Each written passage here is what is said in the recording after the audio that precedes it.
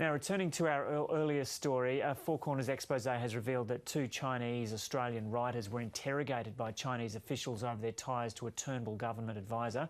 Alex Joske is a researcher with the Australian Strategic Policy Institute, and he joins us now from Canberra.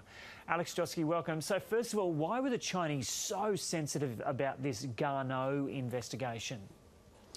I think the Garneau investigation was probably a key part in driving what we've seen now from the Australian government as a major push against foreign interference, primarily against China as a major offender in this area in Australia. So it must have really upset the Chinese government to know that the Australian government was starting to take this issue seriously. And so what do these interrogations and detention indicate about a Chinese willingness to aggressively pursue Australians perceived to be cooperating with Australian authorities? The really concerning thing here is that some of this happened on Australian soil. So it shows the Chinese government is really willing to be extremely brazen in intimidating Chinese Australians who are helping the government develop China policy and discuss matters of foreign interference. And what can you tell us about what happened on Australian soil? So Yang Hengjun, the Chinese-Australian writer who's been detained in China for over 100 days now, was interrogated by Chinese security and intelligence operatives shortly before a meeting with Mr. Garneau, according to these Sydney Morning Herald and ABC reports. And so was he detained on the streets of Sydney or something? Or do you have any more detail on that, or we'll just have to wait for that Four Corners report tonight? I think we'll have to wait for the program to get more detail, but we do know that he was asked quite specific questions about his conversations with Mr. Garneau. So should Australian authorities be doing any more to speak out about the detention of Yang Hengjun? Absolutely. I think it's a matter of our values and the human rights of an Australian citizen, and it's extremely concerning, I'm sure, to many Chinese Australians who are expressing critical views of the Chinese government. And what have Australian authorities done so far? So far, the Australian government has been relatively quiet in this case, certainly compared to the Canadian government, which has been extremely outspoken after the arrest of two of their citizens in China. So I think the Australian government can do a lot more in terms of raising this in meetings, calling this out publicly, and making sure that this simply that Mr. Yang Hengjun doesn't stay in a black prison for the rest of his life.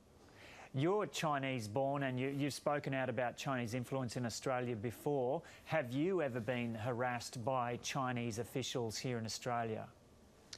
So I was born in Australia, but lived in China for 6 years and have Chinese heritage myself. But yes, I have had cases of harassment, and I think it's become simply part and parcel of working in this field, of doing work on the Chinese Communist Party's foreign interference. And what can you tell us about your experiences of harassment by Chinese officials here in Australia? It's difficult to go into detail at the moment, but I think I can say that there have been people turning up at events asking me extremely prying questions, intimidating messages, images being sent to me. And are you concerned about travelling to China yourself? At the moment, I simply wouldn't even consider going to China. It's simply too much of a risk. The Chinese government, as it's shown in the case of Yang Hengjun, is willing to go to extreme lengths to silence those who choose to speak out against its foreign interference. So what is the ongoing extent of Chinese influence in student groups, Chinese Australian media and mainstream politics here in Australia? I think it's growing, and it's really been at a level that we haven't appreciated until recently. The cases of Senator Sam Dastyari, what we've now seen with Yang Hengjun, the detention of Feng Chongyi, the large-scale control of Chinese language media in Australia, all contribute to quite a concerning situation. Do you expect the Chinese will be attempting to interfere or influence the federal election next month? I think it's certainly a possibility. We've seen that the Chinese government has an interest in Australian politics. It's tried to influence Australian politicians, and it certainly has the infrastructure and the ability to mobilise people to actually try to influence this upcoming election. And so what would it stand to gain by trying to influence politics here in Australia? I think it can accomplish a couple of things. It can, first of all, support a party that it prefers, although I think right now that's probably not the clearest part of this. But it could also be promoting particular candidates in federal elections that it prefers, and it could also be trying to simply demonstrate its power, demonstrate the power of those Australians who are linked to the Communist Party, and thereby build leverage over future political decisions.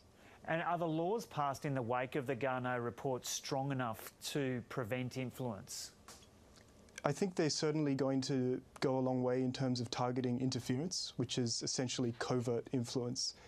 But it's essential that beyond the simple existence of the laws, these laws are enforced and the teams working on them are effectively resourced so that they actually have the time and the manpower to pursue these cases of foreign interference. And these laws were only recently passed in the middle of last year. Is it the case that they're being aggressively pursued at the moment, and the teams that have the job of enforcing these laws are adequately resourced? It's hard to say at the moment. Oh. We've seen a